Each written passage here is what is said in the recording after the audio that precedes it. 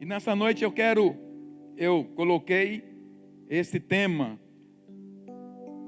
a estreita estrada do perdão.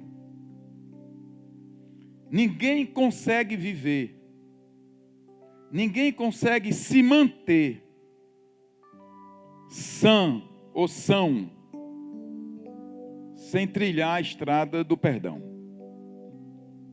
Sem esse caminho do perdão, você pode estar até vivo, mas não terá saúde, não terá vida, não terá esperança, não terá sonhos. Você tem que encarar o fato de que você precisa passar pela estrada do perdão.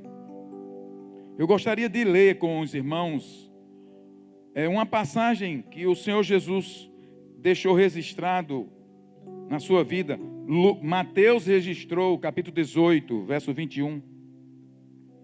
Mateus registrou um diálogo de Jesus e Pedro, e logo em seguida Jesus então conta uma parábola muito conhecida. E eu sei que nessa igreja tem muitos irmãos novos na fé e que precisam entender que este é um dos assuntos mais sérios que nós encontramos na vida cristã. Pedro, em um dado momento, estando com Jesus, no verso 21, ele faz a seguinte pergunta. Então Pedro aproximou-se de Jesus e perguntou: Senhor, quantas vezes deverei perdoar a meu irmão quando ele pecar contra mim? Até 7 vezes? Jesus respondeu: eu lhes digo, não até 7, mas até 70 vezes 7. É evidente que Pedro, com uma mente bem judaica, queria um número, porque ele ainda estava com a mentalidade do Antigo Testamento. O que é que eu faço? É assim uma regra. Jesus então não dá um número, 490. É mais uma expressão, uma força de expressão. Eu lhes digo não até 7, mas até 70 vezes 7. E a partir do verso 23, então Jesus vai citar uma parábola. Parábola é uma história que é criada para representar uma realidade. E é muito forte que ele começa dizendo, por isso que, por esse assunto do perdão infinito e ilimitado, o reino dos céus é como um rei que desejava acertar contas com seus servos. Quando começou o acerto, foi trazido à sua presença um que lhe devia uma enorme quantidade de prata. Como não tinha condições de pagar, o Senhor ordenou que ele e sua mulher, seus filhos e tudo o que ele possuía fossem vendidos para pagar a dívida, porque esse era o costume de antigamente. O servo prostrou-se diante dele e lhe implorou: tem paciência comigo e eu te pagarei tudo. O senhor daquele servo teve compaixão dele, cancelou a dívida e o deixou ir. Em outras versões, ir livre. Mas quando aquele servo saiu, encontrou um dos seus conservos ou amigo, que lhe devia 100 denários. Era uma quantia bem pequena. Agarrou e começou a sufocá-lo, dizendo: paga-me o que me deve. Então o seu conservo caiu de joelhos e implorou-lhe: tenha paciência comigo e eu lhe pagarei. Mas ele não quis. Antes, saiu e mandou lançá-lo na prisão, até que pagasse a dívida. Quando os outros conservos ou amigos, companheiros dele, viram o que havia acontecido, ficaram muito tristes, em outras versões, irados, e foram contar ao seu senhor tudo o que havia acontecido. Então o senhor, aquele rei, chamou o servo e disse: servo mau ou malvado, cancelei toda a sua dívida, porque você me implorou. Você não devia ter tido misericórdia do seu conservo, como eu tive de você? Irado, seu senhor entregou aos torturadores, até que pagasse tudo o que devia. Verso 35. Assim também lhes fará meu Pai Celestial, se cada um de vocês não perdoar de coração a seu irmão. É forte ou não é forte? Se a parábola terminasse no verso 34, de que diz assim: irado, seu senhor entregou aos torturadores até que pagasse tudo o que devia, já era forte demais. Mas a parábola encerra no verso 35. Assim também lhes fará meu Pai Celestial, se cada um de vocês não perdoar de coração a seu irmão.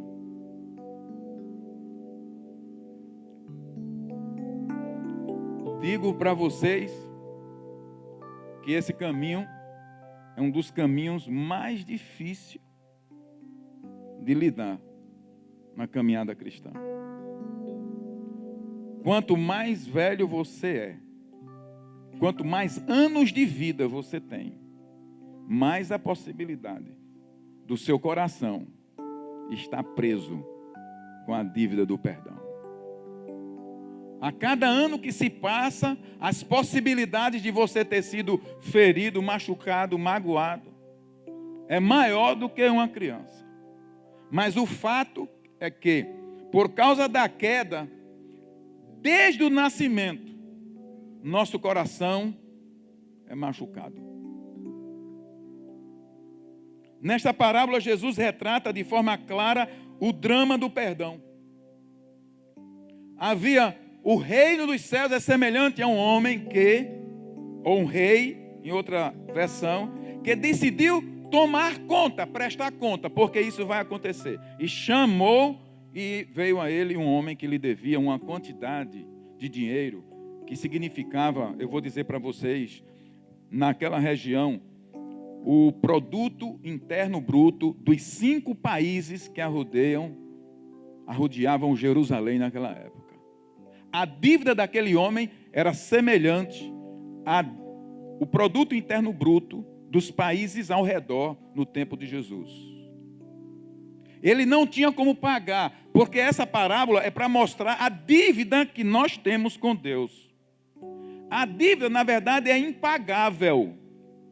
E aquela coisa do homem dizer: tem misericórdia de mim, que eu te pagarei, ali é só fachada, não tinha como.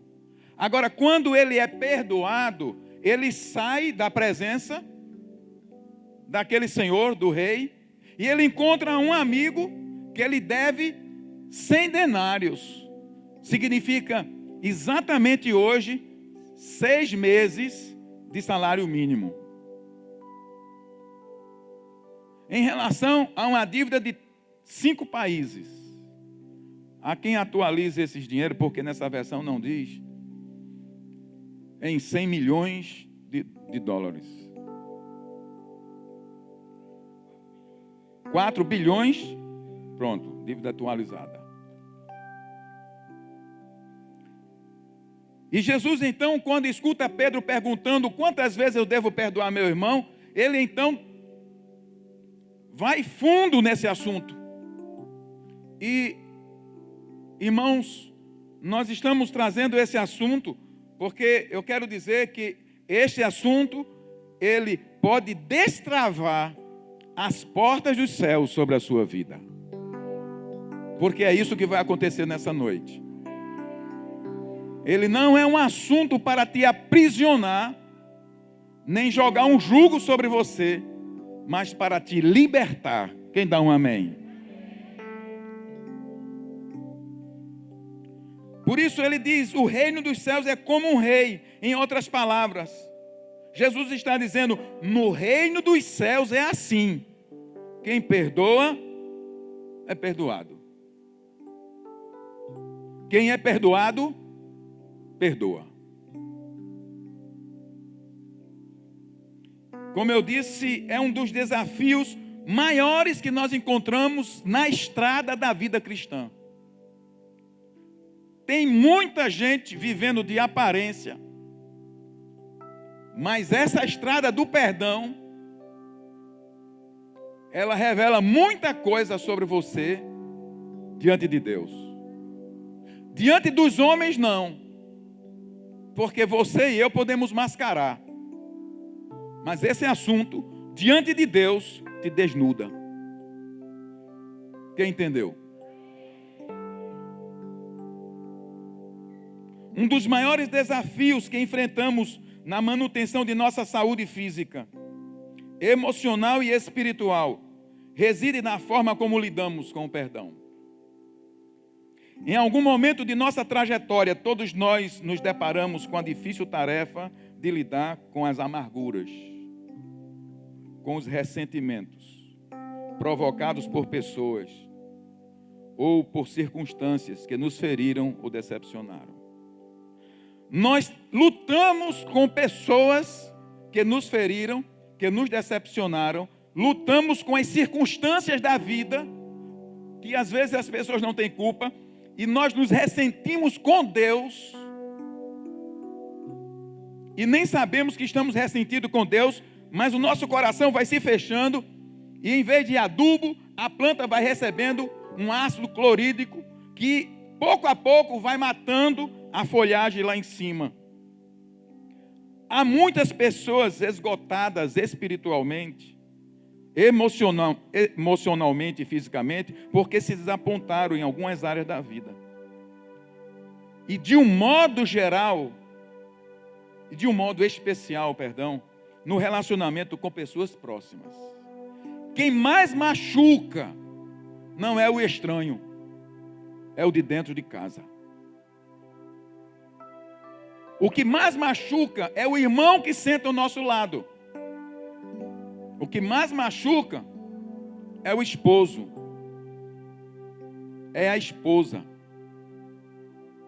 é o pai, é a mãe, é o filho, é a filha.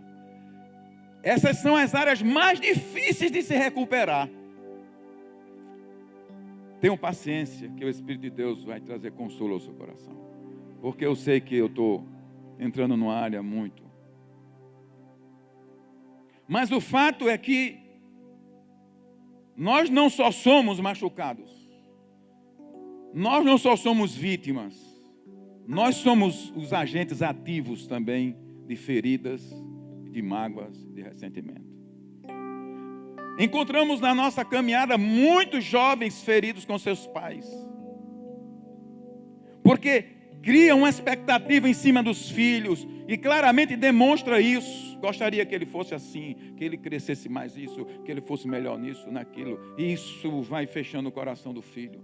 Encontramos isso, ao contrário, no coração do filho. Encontramos também no coração dos pais, que são feridos pelos filhos. Encontramos isso no relacionamento conjugal. E essas são armadilhas terríveis, prisões emocionais terríveis, prisões escuras, calabouços, que o inimigo nos lança lá e a gente pensa que não vai mais sair de lá, como se fôssemos condenados a viver naquela masmorra úmida. Ao passar do tempo, algumas pessoas chegam a elencar muitos nomes e circunstâncias. Tem pessoas que lidam com a área de perdão, ou quando são confrontadas, elas têm uma relação de nomes. Porque quando não consegue resolver aquela primeira, é fácil se ir ferindo. E você vai aumentando essa galeria. Pode ser pessoas ou circunstâncias, como eu falei. Pessoas que você julgou que foram gigantes espirituais. Não preciso ser profeta para saber que nesse auditório tem pessoas que foram feridas pelos seus líderes espirituais, por pastores que falharam, pastores que pecaram, pastores que não corresponderam. Seus líderes, como seus pais, namorados. Quanta gente ferida no namoro, sai de um relacionamento, nem casaram, mas já estão marcados e marcadas, esposos e esposas.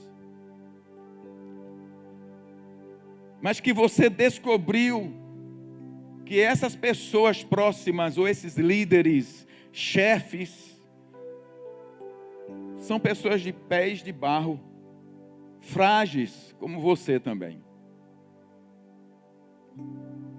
Dizia ontem, numa conversa, nós pastores somos fracos e falhos como qualquer um ser humano. E se tem uma área que eu sempre precisei lutar para não ficar prisioneiro, foi a área do perdão. Nunca fui viciado em outras coisas. Mas quanto mais idade você tem, mais você precisa cuidar do coração. Aliás, eu nem li um texto. Provérbios capítulo 4, verso 23. Pode colocar aí. Esse texto constantemente eu tenho que trazer para a minha vida. Acima de tudo, guarde o seu coração, pois dele depende toda a sua vida. Na versão que eu coloquei aqui diz, sobre tudo o que se deve guardar, guarda o coração, porque dele procede as fontes da vida. Se o seu coração não vai bem, então a coisa fica pior. Qual é o mundo que nós vivemos? Nós vivemos num mundo sem graça e sem perdão. O ódio está em alta. Vivemos num mundo onde a falta da graça, a falta da compaixão, a falta de paciência tem operado por trás das nossas vidas. Um mundo impaciente, as pessoas não têm paciência com o outro, não têm compaixão. Estamos precisando de mais compaixão. Quando saímos na rua, quando a coisa não dá certo, quando a pessoa atravessa na nossa frente no trânsito, e aí vai todas as áreas, mas nós vivemos assim, um mundo sem graça. A falta de graça tem provocado rachaduras entre mãe e filha, pai e filho, irmão e irmã, marido e mulher, e aí se estende por todos os relacionamentos. Falta graça. Mas não pode faltar graça, esse óleo da graça no meio da igreja, nem na minha vida, nem na sua vida. Por isso que uma das coisas que você tem que lutar constantemente é para guardar seu coração. E eu digo para você, talvez você pergunte, pastor, me dá uma receitazinha aí, uma receitazinha de bolo, por favor, porque eu também estou precisando guardar meu coração. Eu não tenho receita não. Eu vou lá, tranco minha porta. E eu choro diante daquele que pode me curar. E aí eu também revelo, naquele momento, quem verdadeiramente eu sou. Eu estou ressentido. Eu estou machucado. Meu coração, olha o que fez comigo. Mas eu digo, mas eu não quero aqui esconder quem eu sou. Eu sou um pecador. Eu também sou presunçoso, orgulhoso. Eu também firo as pessoas. Pai, então está aqui um miserável pecador. Tenha misericórdia de mim, mas guarde meu coração. Eu tanto peço que Ele guarde meu coração, como eu vomito as minhas mazelas e peço perdão a Ele. Porque a Bíblia diz que não há um homem bom sequer, um sequer. Todos pecaram e destituídos foram da glória de Deus. E estamos aqui por causa da graça de Deus. Há muitos anos eu ganhei um livro que ele é muito conhecido. Há mais de 20 anos. De Philip Yancey. Maravilhosa Graça. Quem já leu esse livro aqui? E eu não esqueci de uma história, né? A gente esquece de muitas coisas, mas as histórias... Irmãos, olha, eu sei dessa história aqui, os detalhes, assim. Ele conta lá a história de uma família, onde ele retrata que naquela família ele chamou que o vírus da desgraça infectou aquela casa. O personagem principal chama-se Daisy. Daisy é uma criança, no momento que ele está contando lá no livro, essa é uma história real, família que foi aconselhada por esse escritor americano, e Daisy era a 12ª filha daquela família, era a caçula. E Daisy criou-se num ambiente onde viu coisas que não deveria ver. Um pai alcoólatra que batia muito nos irmãos mais velhos e que também maltratava muito a sua mãe. E algumas vezes Daisy viu seu pai batendo em sua mãe. Até que um dia, o pai, no acesso de raiva, alcoolizado, expulsou de casa a mãe. E eu lembro muito bem como ele descreve no livro, nem esse livro eu emprestei e o dono ficou com ele. Aliás, né, tem muitos livros que eu emprestei e o dono ficou com ele. Mas eu sei decorar dessa história. Eu lembro que ele disse que era um dia de chuva.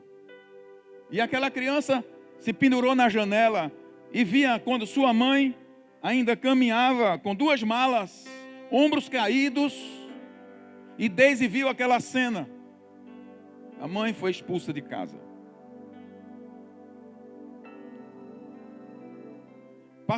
Passado algum tempo, alguns filhos foram morar com a mãe, outros com alguns parentes.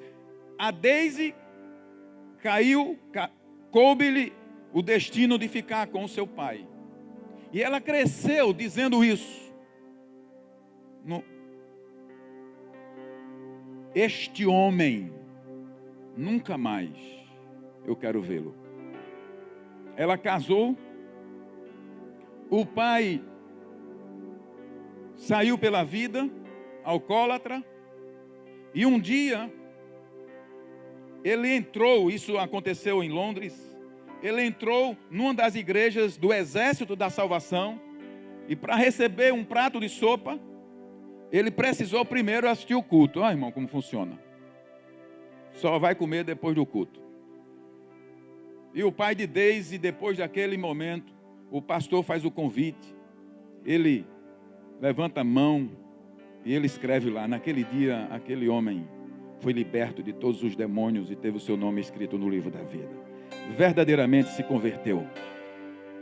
Deus mudou a vida dele, se recompôs.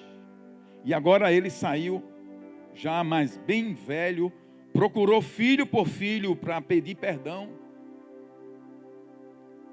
Mas agora moribundo, ou agora já velho e bastante doente, ele vai morar na mesma rua que a Daisy morava, na casa de uma filha. Mas o único filho que não recebeu o pai foi Daisy. Daisy morava na mesma rua que a irmã morava, e o pai pedia sempre para vê-la, mas ela dizia: aquele homem nunca mais. Não chamava de pai.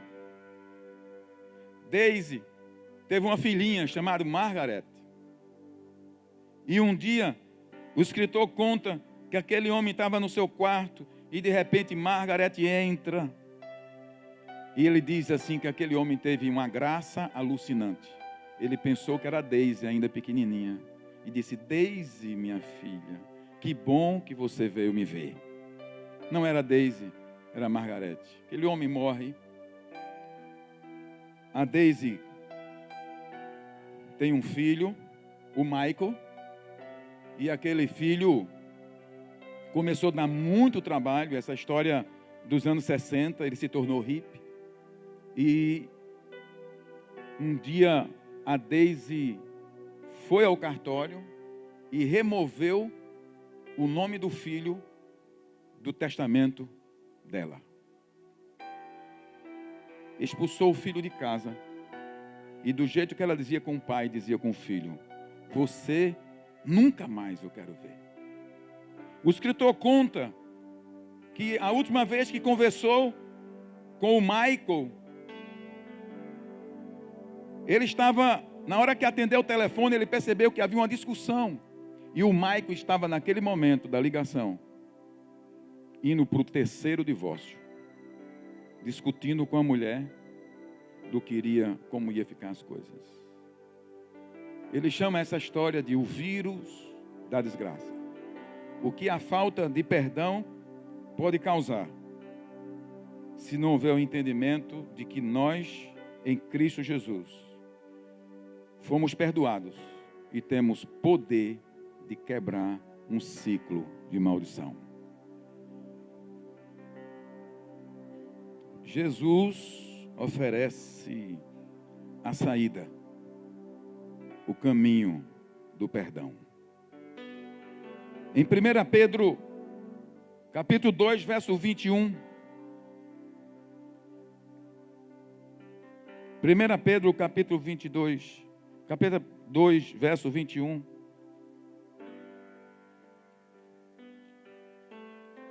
Nós encontramos Pedro falando sobre este assunto que ele havia perguntado ao mestre. Ele diz assim: para isso vocês foram chamados, pois também Cristo sofreu no lugar de vocês, deixando-lhes exemplo, para que sigam os seus passos. Ele não cometeu pecado algum, e nenhum engano foi encontrado em sua boca. Quando insultado, não revidava. Quando sofria, não fazia ameaças, mas entregava-se àquele que julga com justiça. É por isso que Pedro está dizendo: para isso vocês foram chamados, pois Cristo deu o exemplo. E aí, é exatamente, ele está querendo se reportar ao momento em que, na cruz do Calvário, Jesus, sofrendo, Filho de Deus, deixou a sua glória, ele sendo vituperado, humilhado, além da dor, da agonia, da falta de oxigênio, ele consegue abrir a boca e dizer: Pai, perdoa-os, porque eles não sabem o que fazem. E Pedro está dizendo aqui, ele nos deixou o exemplo. Quando insultado, não revidava. Quando sofria, não fazia ameaças, mas entregava-se àquele que julga com justiça.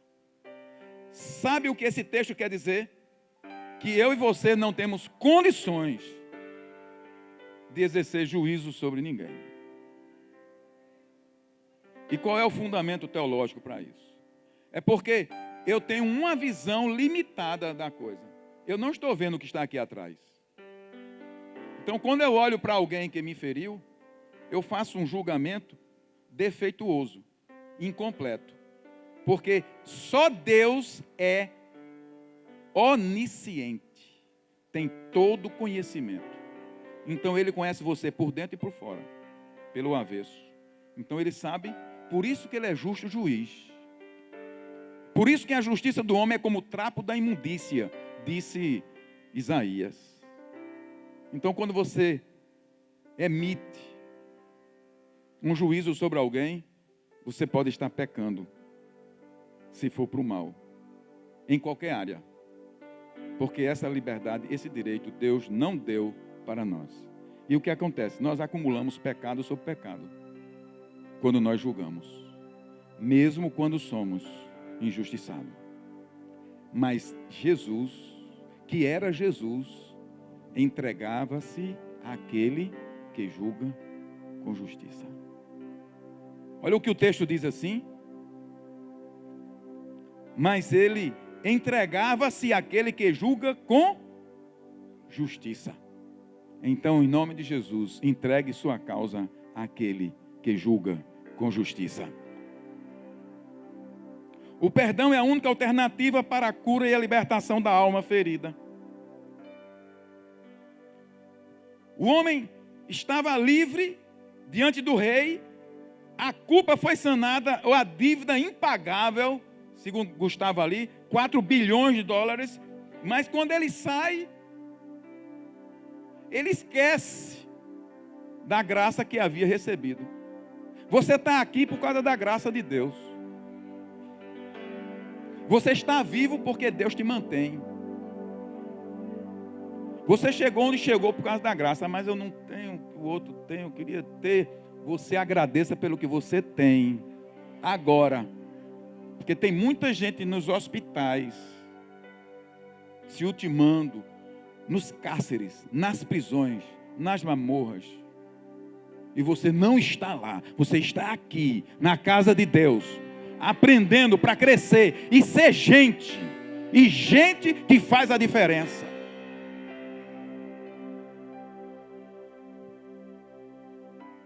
Aí aquele homem estava livre, agora não perdoou não? Vem cá, vai para a prisão. E os verdugos ou os torturadores. E o que isso quer dizer na prática? É que quando nós não perdoamos, nós nos ferimos mais ainda. E esse é um dos problemas mais sérios. E eu digo assim, eu vou dizer mais ou menos, eu tentando interpretar essa passagem, eu digo assim, pastor, é parada mesmo, mas pastor, meu marido pulou fora da cerca, minha mulher pulou fora da cerca, o senhor sabe essa dor, tal. Eu disse, deixa eu lhe dizer uma coisa, essa BR aí, esse movimento de carro, eu faço assim para chocar, porque não tem outra solução. O que eu vou dizer para mim não tem solução, só essa. Você vai aí atravessando e o carro te atropela. Você ficou lá, não morreu, está tudo quebrado. O cara foi embora. Você vai se levantar e vai ficar xingando, ei, vai ficar xingando? Ou você vai ficar, socorro, me ajuda, Senhor. Eu preciso me levantar. O carro te atropelou, foi embora. Não volta, já atropelou. Você vai ficar lá na BR. Não, eu não saio daqui, só se ele voltar para me tirar daqui. Deus estende as mãos para você e diz, levante-se, meu filho, porque eu sou a tua justiça. Ou você fica prisioneiro ali. Mas não é justo, pastor. Ah, não. Porque perdão não tem a ver com justiça. Aprenda isso hoje. Justiça é âmbito humano. Passou no sinal, passou na lombada eletrônica, fora, além da multa. Fez alguma coisa com alguém, prisão. Justiça é essa justiça do homem. Perdão é um ato antinatural, não tem nada a ver com a justiça. Tem a ver com fé e graça. Você decide se fica atropelado na BR, cuidado, porque outro carro pode passar e terminar de acabar. Porque você está esperando que a pessoa que te atropelou volte para te levantar. Eu vou te falar, raramente volta.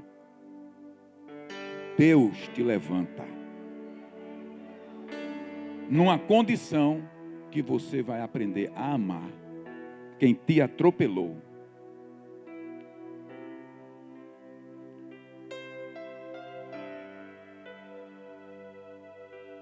Quem não perdoa, e quando eu falo isso, é como se eu estivesse dizendo para vocês assim, né? Mas eu já falei no início, viu? Satanás não pode me acusar. Todos nós lutamos com isso.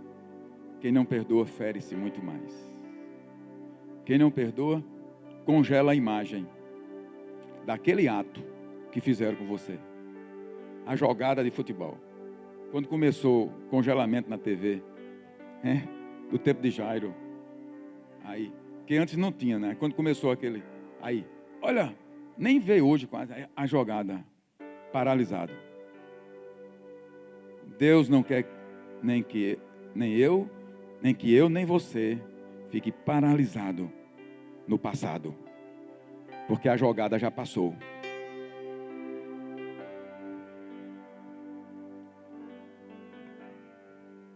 Certo escritor disse: a primeira e geralmente única pessoa a ser curada pelo perdão é a pessoa que perdoa. Quando genuinamente perdoamos, libertamos um prisioneiro. E então descobrimos que o prisioneiro que libertamos éramos nós.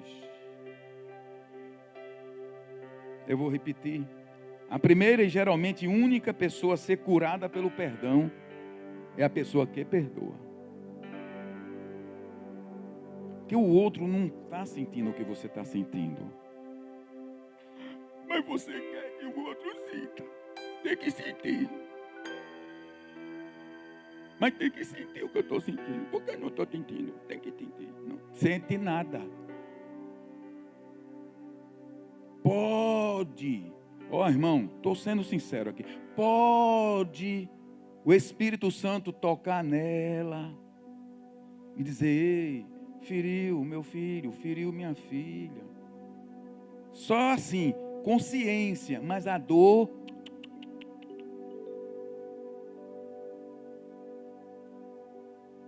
Você tem que sair dessa com a ajuda de Deus. Perdão é pela fé. Quando genuinamente perdoamos, libertamos um prisioneiro. E então descobrimos que o prisioneiro que libertamos éramos nós. Decida ser livre. Essa escolha são todos os dias.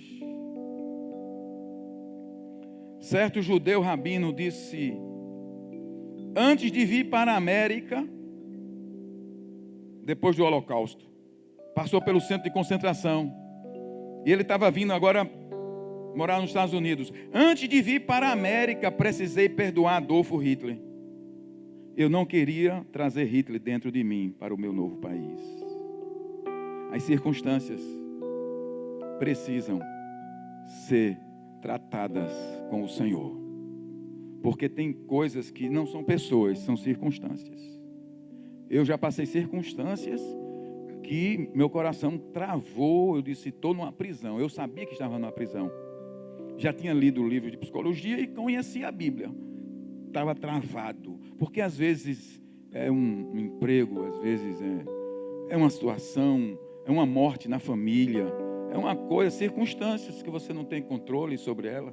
Seu coração trava aquela situação e você precisa se libertar disso. Você tem que sair disso. E como fazer? Às vezes não são pessoas, são circunstâncias que você passou na vida. Uma privação muito forte, uma humilhação muito forte, por falta disso ou daquilo, que vai roubar a sua alegria, seu sorriso. Antes de vir para a América, precisei perdoar Adolfo Hitler. Eu não queria trazer Hitler dentro de mim para o meu novo país. Voltando para Mateus capítulo 28, diz assim, verso 35, verso 33. A frase-chave dessa parábola para mim é essa, verso 33. Você não devia ter tido misericórdia do seu conservo, como eu tive de você? Essa é a voz de Deus, falando para mim e para você. Deus tem misericórdia de você. Por que perdoar, pastor?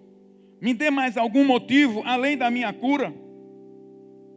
Mateus capítulo 5, na passagem do Sermão do Monte, Jesus vai dizer algo que é muito fundamental. É o fundamento teológico para o perdão. Porque na qualidade de filho de Deus recebo ordens de perdoar. 5:44. Mateus 5:44. Diz assim: mas eu lhes digo, amem os seus inimigos e orem por aqueles que os perseguem, para que vocês venham a ser filhos de seu Pai que está nos céus. Porque Ele faz raiar o seu sol sobre os maus e bons, e derrama a chuva sobre justos e injustos.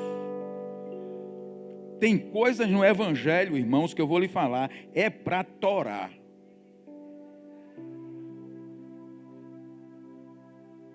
É por isso que é pela graça. Diga, é pela graça.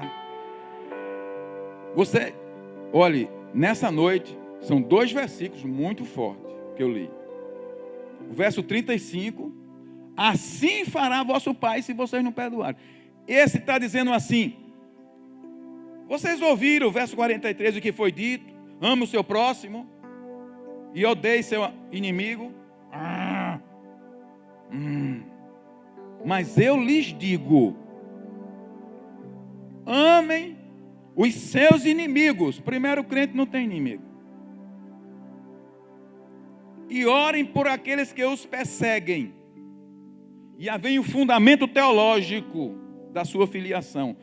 Para que vocês venham a ser filhos de seu Pai que está nos céus. Jesus inclui nessa ordenança um fundamento lógico para que sejais filhos do vosso Pai que está. Ele faz que o sol se levante sobre bons e sobre os maus, e envia chuva sobre justos e injustos. Precisamos encarar o fato de que o pecado do outro foi incluído na obra de Jesus. Tem um texto, irmãos, que você precisa, para lhe ajudar a perdoar, você precisa conhecer esse texto. 1 João, carta de 1 João, capítulo 2. Eu quero dizer isso, que esse é um dos fundamentos que lhe ajuda a decidir a perdoar. 1 João, capítulo 2, verso 1 e 2. Verso 1 e 2. Meus filhinhos, escrevo-lhes estas coisas para que vocês não pequem. Se, porém, alguém pecar, temos um intercessor junto ao Pai, Jesus Cristo, o justo. Verso 2. Ele é a propiciação pelos nossos pecados. E não somente pelos nossos, mas também pelos pecados de todo mundo. E você tem que encarar o fato que a palavra mundo aqui são pessoas. O pecado da pessoa que te magoou e que te feriu, ele também já morreu por esses pecados. E ele perdoou esses pecados. E ele está dizendo, você tem que perdoar também.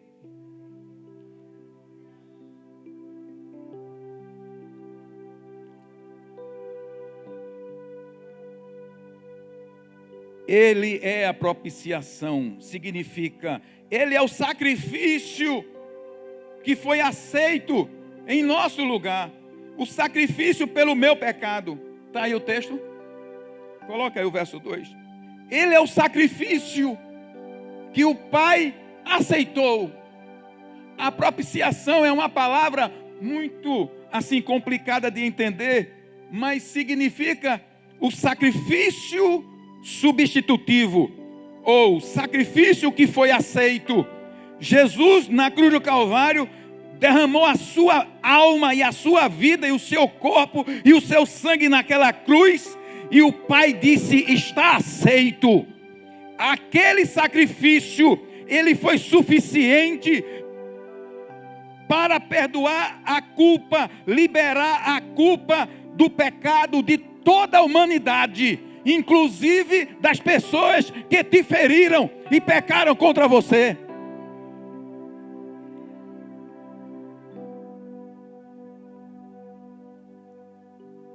A voz do ego diz: eu não perdoo. Mas a fé ouve Jesus dizer: eu já paguei. Deixe meu filho ir livre. É um ato de fé e de obediência. Os sentimentos corretos brotarão depois.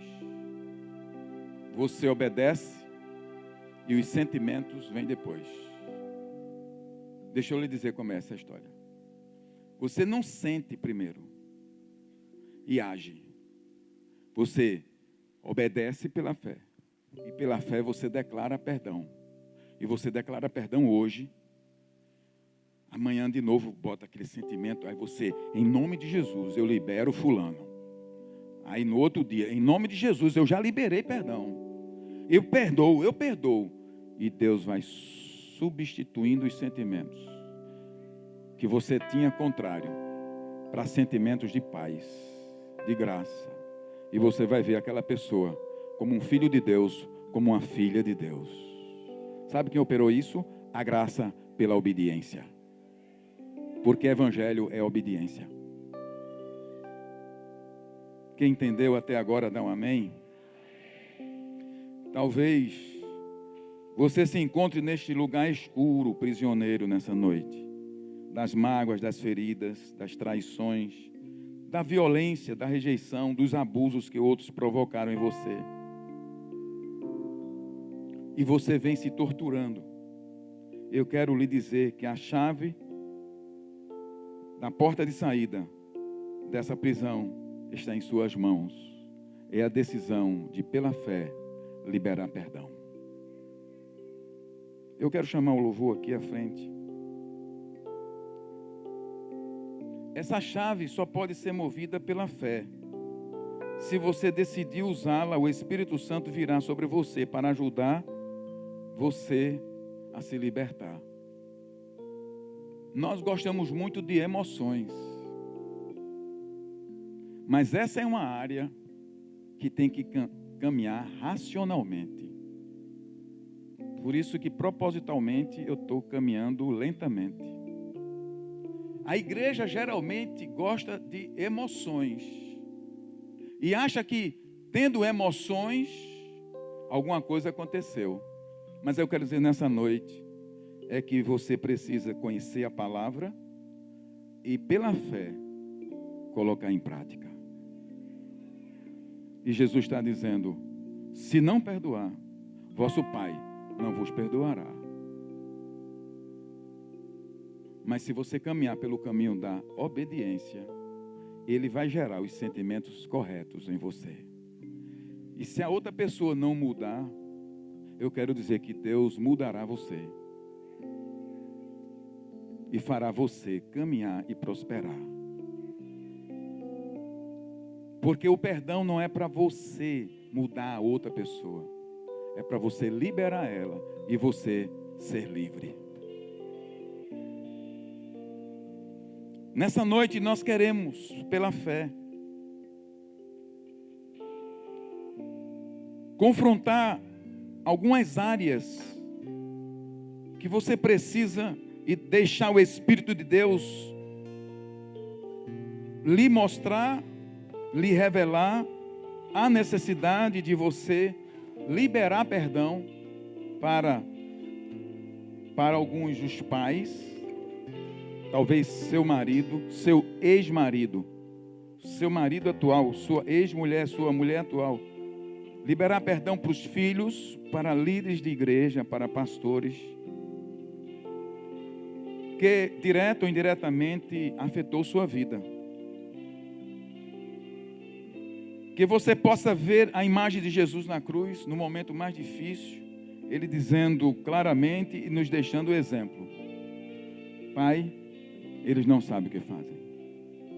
Pela fé, você pode dizer: meu cônjuge fez isso, porque ele não sabe o que está fazendo. O meu filho não sabe o que está fazendo. Mas se Deus está trazendo lucidez a você, então é você quem sabe o que está fazendo. E nessa hora o que você tem que fazer é liberar perdão. Eu peço que você fique em pé nesse momento.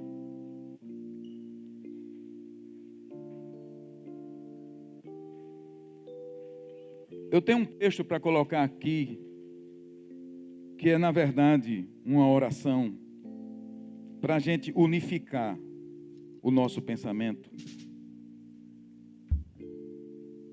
Eu não sei, esse primeiro texto, eu não sei se Daiane entendeu, da oração. Pode apagar as luzes. E eu gostaria que você, nesse momento, pudesse ler esse texto como uma oração.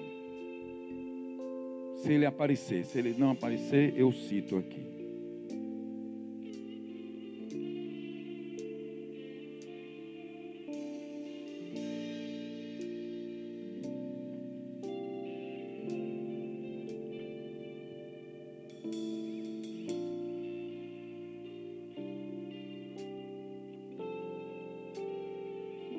Estão pedindo um tempo ali. Vamos ler aos poucos. Todos juntos. Senhor, creio que serei curado no físico e na alma, se eu abrir a porta com a chave do perdão. Que eu tenha entendimento de que perdão não é sentimento, é um ato de obediência, mas sei que quando obedecemos, o teu Espírito nos dá o sentimento correto. Quem entendeu isso aí? Eu vou repetir aí, irmãos, porque esse é um dos assuntos que você precisa ter racionalidade sobre ele, senão o inimigo continua tendo espaço. Todos juntos? Senhor, creio que serei curado no físico e na alma, se eu abrir a porta com a chave do perdão. Que eu tenha entendimento de que perdão não é sentimento, é um ato de obediência. Mas sei que quando obedecemos, o teu Espírito nos dá o sentimento correto. Você pode dar um glória a Deus? Muito bem. Nós temos uma outra declaração. Se você tem alguém vivo que você precisa perdoar, você vai ter a oportunidade nesse momento, esqueça seu vizinho, pode ser baixinho, de citar o nome dessa pessoa. E este é um ato poderoso, se você fizer de todo o coração. Você vai ter a oportunidade agora de citar o nome de pessoas, ou de uma pessoa, ou de pessoas, circunstâncias, e dizer que libera perdão para ela. Tem uma declaração aí que eu gostaria que fosse colocado. Pode ler comigo? O mesmo poder que tocou a Jesus na cruz, toque em mim agora. Perdoar também. Eu libero perdão para. E aí vamos tocar agora, para a gente ter um movimento de som. Eu gostaria que o louvor começasse a tocar. E eu vou repetir essa frase. O mesmo poder que tocou a Jesus na cruz, toque você agora. E capacite você a perdoar também. Por isso agora você vai citar o nome das pessoas que você precisa liberar perdão. É muito simples. Enquanto estivermos tocando e cantando, você vai começar a dizer: Senhor, em obediência à tua palavra, eu libero perdão você vai dizer nome de pessoas. Para fulano, para cicrano. E você vai falando. E você vai dizendo. E diga: Senhor, eu libero o perdão. Repita mais de uma vez. E diga: traga os sentimentos corretos, Senhor. Traga os sentimentos corretos sobre a minha vida, sobre aquela pessoa. Mas comece a liberar perdão nesse momento. Enquanto nós cantamos.